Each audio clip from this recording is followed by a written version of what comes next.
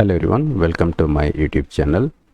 The e-commerce platform Gumroad is making its code base open source for celebrating its 14th year anniversary. It's doing this change, okay? And it's saying that it helped creators earn over $1 billion. It's a significant amount, right? A lot of people are using Gumroad.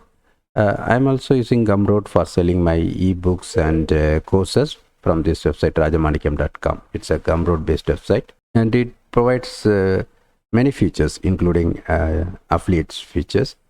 Okay, I'm offering 50% affiliate commission for the affiliates. If you are interested, you can contact me. Okay, Gumroad founder is sharing this screenshot showing that Gumroad is now placed at the 4th position in terms of LOC at GitHub for the Ruby on Rails code. Okay, so Gumroad is based on Ruby on Rails, it seems. Okay, that founder shared this screenshot, like it was taken around 14 years back. Okay, when launching Gumroad. So we can get the code at GitHub. Okay, here you can see. So it's Ruby, 73% Ruby. Okay.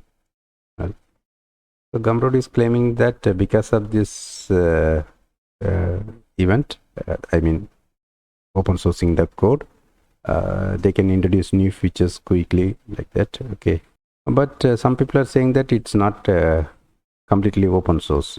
They are putting some restrictions. Okay, so we have to go through that license details. Anyway, they provided the code open. Okay, the usage, they're providing some restrictions, and they provided all the details about how to set up in our local. Okay, suppose if you want to start any e-commerce site, it can be useful, but I'm not sure whether Ruby on Rails whether it's growing, or but many people are saying that it's having good potential, but I'm not sure about that. And first of all, I am not much familiar with that. I used PHP, other things. Right now I'm focusing on Python. Okay, thanks for watching this video. Bye.